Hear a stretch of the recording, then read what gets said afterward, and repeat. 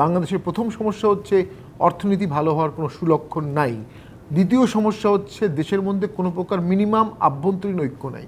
দেখুন, সরকার দায় এড়াতে পারবে না, কারণ এনারা সর্বোচ্চ পদে ছিলেন এবং ওনাদেরকে সর্বোচ্চ পদে সরকারি নিয়োগ দিয়েছে, দলীয় আনুগত্যের ভিত্তিতেই দিয়েছে।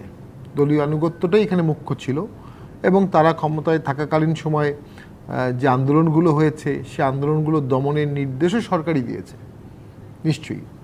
সেক্ষেত্রে বরঞ্চ এনারা কিছুটা দায় এড়াতে পারে যে আমরা চাকরি করেছি, যা আদেশ পেয়েছি তাই করেছি। তবে অবৈধ সম্পদ সেগুলোর ক্ষেত্রে অবশ্যই ব্যক্তিগত দায় চলে আসে। আমি এই ধরনের তিনটি ঘটনা নিয়ে খুব যে সরকারের উদ্বিগ্ন হওয়ার কিছু আছে এমনটা মনে করি না, কিন্তু মাননীয় প্রধানমন্ত্রীর তিনটা মন্তব্য বিগত 10-15 দিনের মধ্যে এটা মনে হয় খুবই অস্বস্তি এবং চিন্তার খোরাক দিচ্ছে। একটি হচ্ছে বঙ্গোপসাগরের যে বিষয়টি আপনি বললেন, একটি হচ্ছে খ্রিস্টান রাজ্য। আমরা অনেক দিন ছোটোবেলা থেকে শুনতাম যে 7 সিস্টারের কিছু অংশ নিয়ে, সিলেটের কিছু অংশ নিয়ে ওখানে খ্রিস্টান লোকজন বেশি, ওখানে একটা খ্রিস্টান অধ্যুষিত রাজ্য হতে পারে, করতে পারে। এভাবে কখনো রাজ্য পৃথিবীর কোথাও হয়েছে আমরা শুনিনি।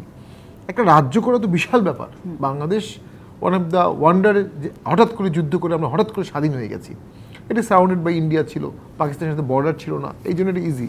নতুন রাষ্ট্র তো খুব বেশি হয় না।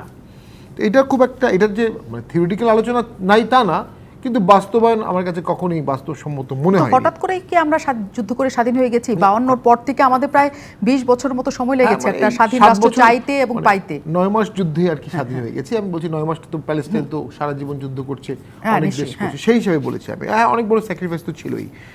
কিন্তু মাননীয় প্রধানমন্ত্রী উৎখাত শব্দটা বলেছেন, এইটা হচ্ছে ব্যাপার কিছুদিন আগে, যে আমাকে উৎখাতে ষড়যন্ত্র হচ্ছে, তবে জনগণ পাশে থাকলে আমরা অবশ্যই সেটা ওভারকাম করব।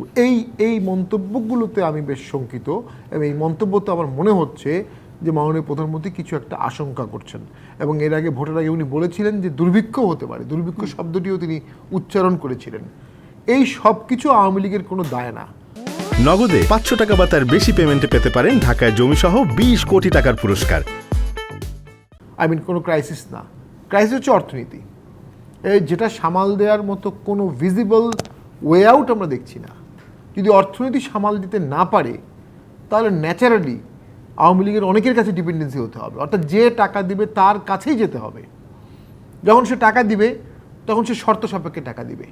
সেই শর্তটা দেশের স্বার্থ কতটুকু রক্ষা হবে, বাংলাদেশের ভূ রাজনৈতিক স্বার্থ কত রক্ষা হবে, সেগুলো বিবেচনা করেই সরকারকে নিতে হবে। তো আপনি কি মনে করেন যে সংকটে তার পড়ার ক্ষেত্রে জেনারেল আজিজের নিষেধাজ্ঞার ঘটনা একটু হলেও সেখানকার কোনো পদক্ষেপ কিনা? দেখুন, আমি চায়না, রাশিয়ার অনেকের শত শত লোকের বিরুদ্ধে আমেরিকার নিষেধাজ্ঞা আছে। পার্সোনাল নিষেধাজ্ঞা একটা দেশ ভেঙে পড়ে, একটা দেশ বিধ্বস্ত হয়, কখনোই তেমন না। যদি আপনার ইকোনমি শক্ত থাকে, যদি আপনার আভ্যন্তরীণ কন্ট্রোল থাকে। বাংলাদেশের প্রথম সমস্যা হচ্ছে অর্থনীতি ভালো হওয়ার কোনো সুলক্ষণ নাই। দ্বিতীয় সমস্যা হচ্ছে দেশের মধ্যে কোনো প্রকার মিনিমাম আভ্যন্তরীণ ঐক্য নাই। মাননীয় প্রধানমন্ত্রী জনগণ বলছেন, জনগণ বলতে তো উনি আসলে আওয়ামী লীগই বোঝাচ্ছেন। আওয়ামী লীগের বাইরের জনগণ তো কোনো ঐক্যমধ্যের প্রশ্নই আসে না, কারণ তারা ভোটে অংশগ্রহণ করতে পারেনি, অংশগ্রহণ করলে ভোট দেওয়া হয় না বা তাদেরকে জিততে দেওয়া হয় না। তো সব মিলিয়ে একটা মার্জিনালাইজ কমিউনিটির রিপ্রেজেন্টেশন হচ্ছে সংসদ বা সরকার। অতটুকু মার্জিনালাইজ কমিউনিটির রিপ্রেজেন্টেশন নিয়ে শুধুমাত্র পুলিশ প্রশাসনের ওপর নির্ভর করে অর্থনৈতিক ভঙ্গুর অবস্থায় কতটুকু একটা দেশ টিকে থাকতে পারে? অনেকগুলো সংখ্যা অর্থনৈতিক কারণে আসছে, অনৈক্যের কারণে আসছে। এই অনৈক্য তৈরির অসংখ্য সুযোগ আওয়ামী লীগ পেয়েছিল, কিন্তু আওয়ামী লীগ সেই সুযোগগুলো কখনোই গ্রহণ করেনি।